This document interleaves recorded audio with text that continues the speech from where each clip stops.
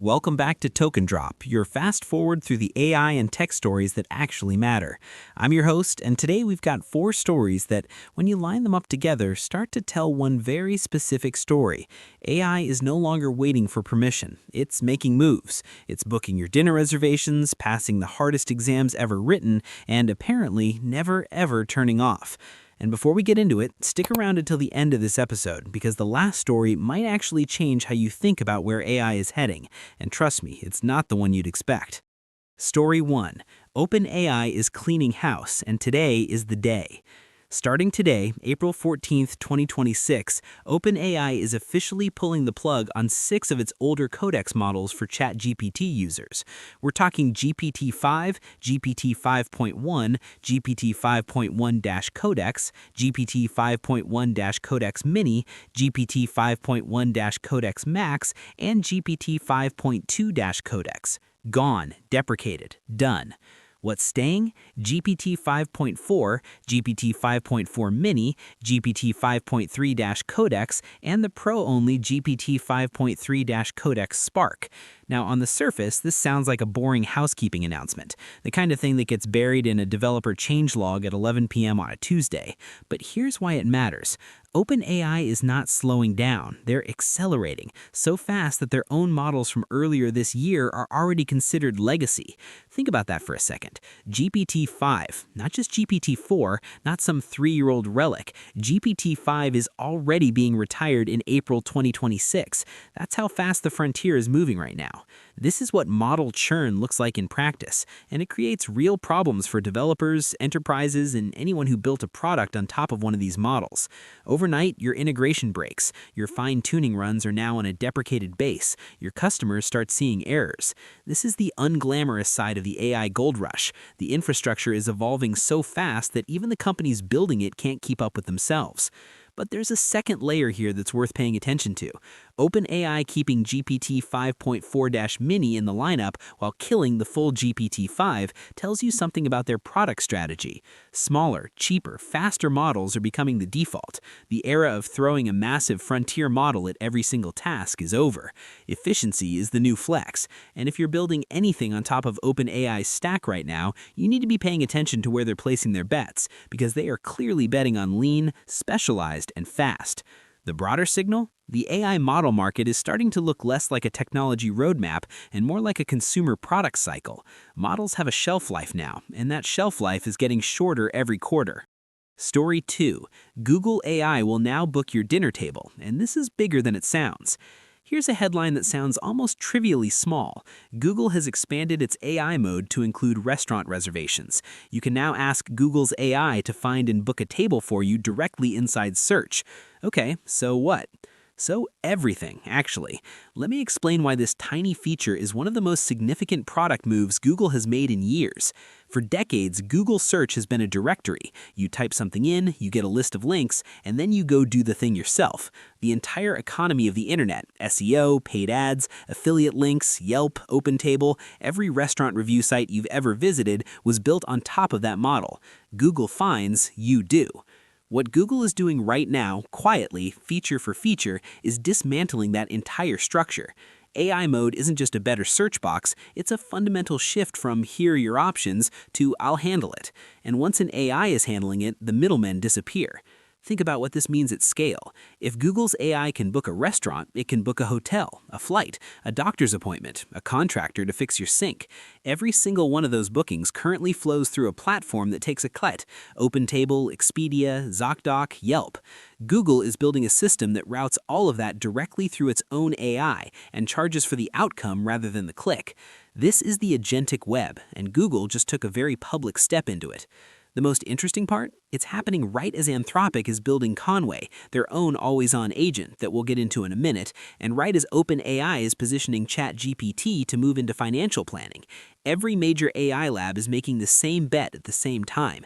The next phase of AI isn't a chatbot you talk to, it's an agent that acts for you continuously across every part of your life. Google just showed you what that looks like in the real world, and it's a dinner reservation. If this story hit different for you, drop your take in the comments right now. And if you haven't subscribed yet, every day this channel delivers stories that the main feeds either miss or bury. Hit subscribe, turn on notifications, and let's go. Story 3. Stanford just released the 2026 AI Index, and the numbers are wild. Every year, Stanford's Institute for Human-Centered AI drops what's basically the annual report card for the entire AI industry. And the 2026 edition, which landed yesterday, is probably the most dramatic one yet. Let's run through the numbers because they're genuinely staggering. 1 year ago, the best AI model in the world, OpenAI's o1, could correctly answer 8.8% of questions on something called Humanity's Last Exam. This is a benchmark built by domain experts, PhD-level questions in biology, physics, chemistry, and mathematics. Questions specifically designed to be impossible to Google. Questions where even the humans who wrote them only get about 65% right. 8.8%. That was the ceiling 12 months ago. Today, the best models, including Claude Opus 4.6 and Google's Gemini 3.1 Pro, are clearing 50%. Let that sink in. In 1 year, AI went from getting roughly 1 in 11 expert-level questions right to getting 1 in 2. That's not incremental progress, that's a phase change. And it's not just benchmarks. The Stanford report found that generative AI has now reached 53% population adoption globally, faster than the personal computer, faster than the internet, faster than the smartphone. Within 3 years of going mainstream, more than half the world is using it. 88% of organizations have deployed AI in some capacity. 4 out of 5 university students in the US are using it for school. AI is no longer a technology sector story, it's a civilization scale story. But here's where the Stanford report gets genuinely interesting and a little uncomfortable. Because for all the benchmark gains, for all the adoption numbers, for all the revenue growth, there are some deeply weird gaps. The same models that are now passing PhD-level physics exams, they still can't reliably read an analog clock. Claude Opus 4.6, the current benchmark leader, scores 8.9% accuracy on clock reading tasks. GPT 5.4 tops out at around 50% on the same test. These are systems that can reason through multi-step quantum mechanics problems, but cannot tell you that the small hand is on the 3 and the big hand is on the 12. What does that tell you? It tells you that what we're building right now is not intelligence in the human sense. It's something different, something that excels at pattern compression across enormous data sets, but stumbles on the kind of grounded, embodied, physical world reasoning that a 5-year-old has already mastered. The models are getting superhuman at abstract reasoning faster than they're getting human at basic perception. That asymmetry is going to matter a lot as we try to deploy these systems in the real world. An AI agent that can write a legal brief but can't navigate a physical space, read a handwritten note, or understand that a clock with the hands at 6 and 12 means it's noon, that agent has some very specific and very exploitable blind spots. The Stanford researchers put it plainly, we generally lack the tools to measure how well an AI system would actually perform in a specific real-world setting. The benchmarks are getting better, the maps are getting more detailed, but the territory is still way more complicated than the map. The other number from the Stanford report that keeps bouncing around in my head, the estimated value of generative AI tools to US consumers reached $172 billion annually by early 2026, and the median value per user tripled between 2025 and 2026. Tripled in 1 year. That means the average American getting value from AI tools roughly doubled what they're getting out of them in 12 months. That's the pace we're operating at, and it's not slowing down. Story 4. The agent that never sleeps. Anthropic's Conway leaked. All right, this is the one I told you to stick around for. Earlier this week, details leaked about a project Anthropic has been quietly building internally. The project is called Conway, and if what's been reported is accurate, it is one of the most significant product announcements in the AI space this year. Except Anthropic hasn't officially announced it yet. So what is Conway? Conway is described as an always-on agent, not a chatbot, not a tool you open when you need it, an agent that runs continuously with its own separate UI instance, capable of operating a browser, connecting to external services, running Claude code, and being triggered by webhooks. It also reportedly supports extensions, a kind of plug-in ecosystem that would let it integrate with virtually any service or workflow. Let me translate that into plain English. Conway is an AI that doesn't wait for you to ask it something. It lives on your computer or in the cloud, and it works constantly. It can browse the web on your behalf, write and run code, connect to your apps, and be triggered automatically when certain conditions are met, like an email arriving, a calendar event starting, or a price changing. This is a fundamentally different architecture than anything currently on the market. The closest comparison is OpenAI's Operator, their browser-controlling agent, but Conway appears to go significantly further. Where Operator is largely reactive and session-based, Conway is designed to be persistent. It doesn't shut down between conversations. It doesn't forget what it was doing. It just keeps going. Think about what that enables. An always-on Conway agent could monitor your inbox and draft replies while you sleep. It could watch a stock, a news feed, or a competitor's website and alert you the moment something relevant happens. It could manage a software deployment, catch errors in real time, and push fixes, all without you opening a laptop.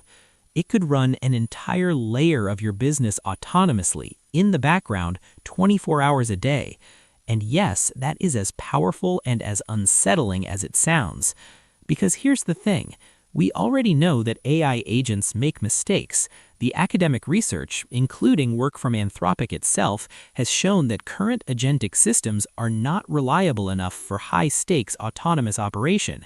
They hallucinate, they take wrong turns, they can be manipulated by prompt injection attacks, where a malicious instruction embedded in a web page or document convinces the agent to do something it shouldn't. They sometimes pursue goals in ways that are technically compliant but practically disastrous. An agent that runs for 5 minutes and makes a mistake, you catch it, you correct it, you move on. An agent that runs for 5 hours or 5 days without supervision, the blast radius of that mistake is a lot bigger. This is the core tension of the agentic AI era. The more autonomous and persistent you make these systems, the more valuable they become, and the more dangerous the failure modes get. Conway, if it ships anywhere near what's been described, is going to force a serious conversation about what oversight actually looks like when your AI employee never clocks out. There's also a competitive angle here that's hard to ignore. If Anthropic ships Conway before OpenAI fully scales Operator, they leapfrog the current leader in the agentic space in one move. Claude Code already has millions of developer users. An always-on agent layer built on top of that install base with browser control, webhook support, and an extension ecosystem is essentially an operating system play. It's Anthropic saying, we don't just want to be the model powering your tools, we want to be the layer that runs everything. That's a very different company than the one that launched as a safety-focused AI lab in 2021, and it raises legitimate questions about how you build safety into a system that's designed to never stop. So let's zoom out for a second and look at what today's 4 stories are actually telling us. OpenAI is killing its own models, not because they failed, but because the pace of progress has made them obsolete in months. Google is booking your dinner table, not because it's a useful feature, but because it's the first domino in dismantling the entire intermediary economy of the web. Stanford is showing us an AI that can solve PhD exams but can't read a clock, a reminder that we're building something genuinely alien, not a digital human. And Anthropic is building an agent that never turns off, which might be the most important and most underreported product development in AI this year. The through line in all of these stories is the same. AI is transitioning from a tool into infrastructure, from something you use to something that runs. The question is no longer whether AI is going to change everything. It already is. The question now is whether we're building the right guardrails before the systems we're deploying become too embedded to correct.